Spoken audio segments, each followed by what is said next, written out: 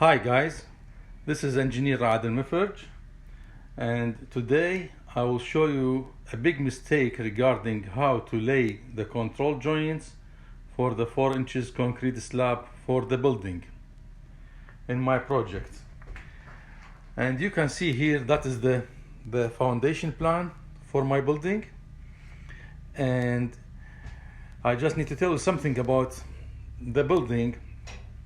The length for that back wall, it is 120, and the length for that wall 100, and also that wall 20 linear feet, and that side 80 linear feet, and those two side 80. So 120 plus 120, 240 plus 160, total 400. That's the linear foot, that's the perimeter for the building. And the area for that building in that project, 8,400 square feet. Okay, regarding the control joint for the foundation plan here, you can see the structural engineer, he just started to make the building as a squares. So he just make those squares like each 20 feet, 20 times 20. So that's here I have 5 squares, 4 squares, and 6 squares, and he just came and divided the slab as a squares. So 20 times 20, and that's it. He didn't consider here we have 4 columns.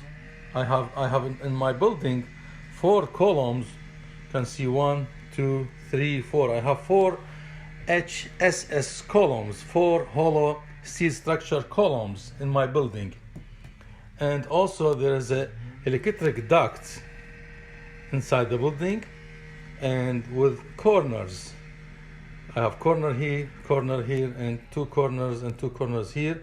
And also I have wall corners here, or building corner here. And you can see there is no control joint. There is no control joint here at that corner. Also, there is no control joint here at that corner. Also at that corner, and here in those corners there is no control joint. And also, where is the HSS columns, the hollow steel structure columns? I have 4 of them. The control joint is away like 3 foot from the column here, and also like 2.5 feet here. And you can see here that control joint is away from the column. So after I checked that, and according to my experience and my degree, I found there's a mistake here, that those control joints didn't lay out from the corners here, because the crack will start from that corner this way, and also we have another corner here, the crack will be coming down this way, and also from that corner the crack will go this way. And also here we have corners, the crack will be this way, one this way, one this way, because the crack will start from the corner. Each corner, that's weak point, so the crack will start from corners. Also columns, those columns here, you can see control joint is away, this one is away, this one is away, nothing close to the column. So I update my boss, and I update the architect engineer, and also the owner, because I don't like to do design change. I don't like to change the design, but if part of our job, if we found a mistake, and if it is necessary to change the design and to do a best job for our building, we have to do it. So I just covered my base and update my boss and the owner and the architect engineer. So I told them, hey, I found a mistake regarding the layout for the control joints. And they said, okay, what do you think? So I explained to them my plan, how I fix it, how I will change it to make it acceptable and according to the standard ASTM and according to the ACI code. Okay, We need to make sure everything is done according to the standards and to the code. So I will show you in another plan what I did. That's what I did. That is the best way to lay out the control joints for my building. So you can see here in that corner here, first of all, if we have corners, we need just to run control joint to the end this way and control joint to the end, so two direction. So what I did I shift that joint from here. I shift it from here to here. So you can see I shift that joint. You can see it is not started at the corner. So I shift it from here to here to make it run at the corner. And also I shift that control joint. You can see it is away from like 2 foot from the corner, building corner or wall corner. So I shift it from here to here. So the same control joint, I shift it from here to here and also from here to here. So if we have building corner, if we have wall corner, we need to start our control joint two direction. That's first. Second, as I told you, I have 4 HSS columns, hollow steel structure columns. I have 1, 2, 3, and 4. So what I did, we need to start make a hole as a diamond around each HSS columns. You can see.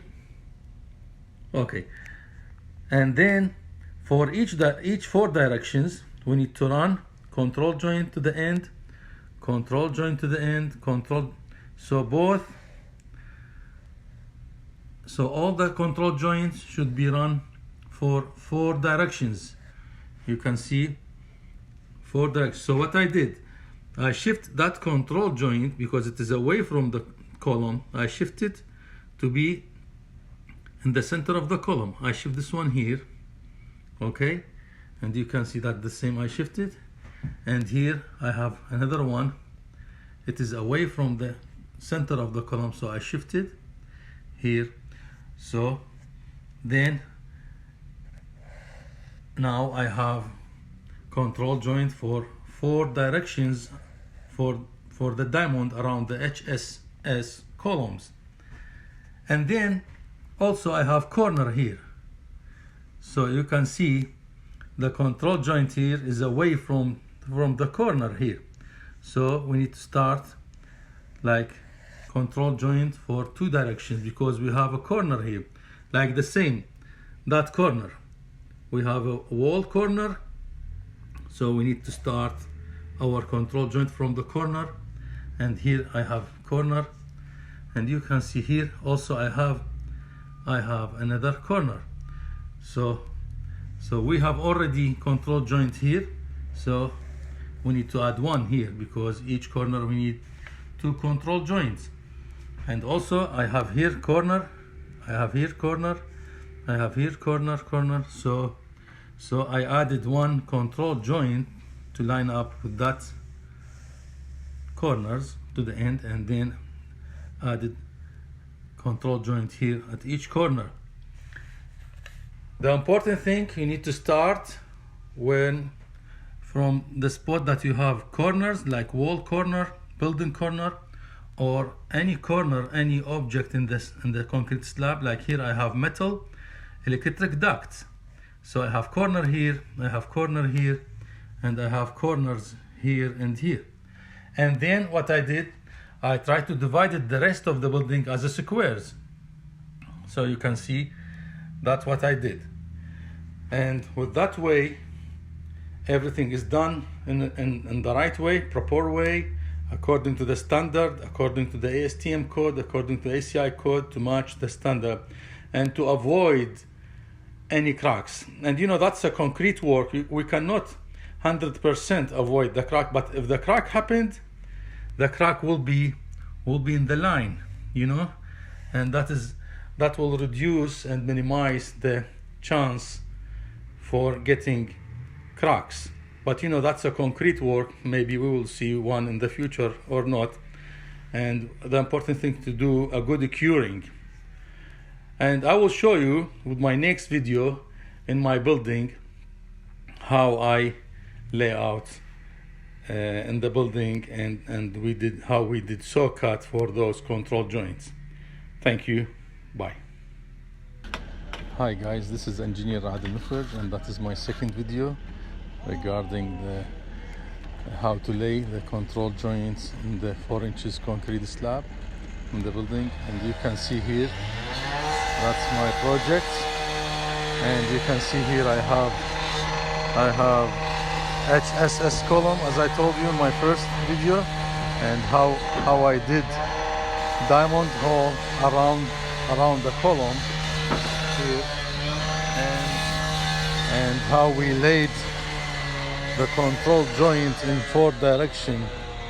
You can see that is so important. And over there also I have another HSS column, and I have four columns here, and you can see how I laid the control joints here, and also here the duct, electric duct, and here you can see that's another HSS column, and how we laid. You can see the control joints at each corner for the diamond. That's the best way. And you can see here I have corner. Here I have corner for the electric duct, and how we laid the control joints here. Okay, and here I have another electric corner, and you can see. So that's the best way. You can see from that corner, the control joint 2 direction to avoid, because the crack will start here this way. That is the weak point at the corner. So we need to start to lay our control joint from each corner we have in the slab, and we have column in the slab. We need to start to do like diamond around the column, and we need to lay the control joint in 4 direction, and then you can divide the rest. So that's my building, and you can see here that's my project.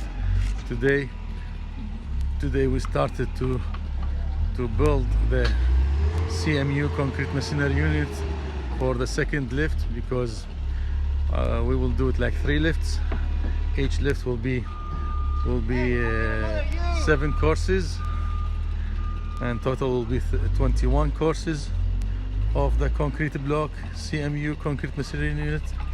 And we will pour the sills, pour the grout concrete for the sills. And also you can see here the vertical reinforcement rebars number 5, less than 4 feet the spacing. And you can see here at the building corner we need to add more rebars, so it will be 1 in the corner and like 3 each side. And we have control joints, so we need 1 rebar for each side of the control joint. And here, that is the building corner. We need to add rebars, and it's the rebars number 5. And at each door opening we need 1 for both sides. At each control joint we need 1 each side. And you can see here we have a window, and you can see the rebars for each side. And you can see there I have 4 masons and maybe 6 laborers. We are working today to lay the block, and you can see here control joint. And here I have opening for the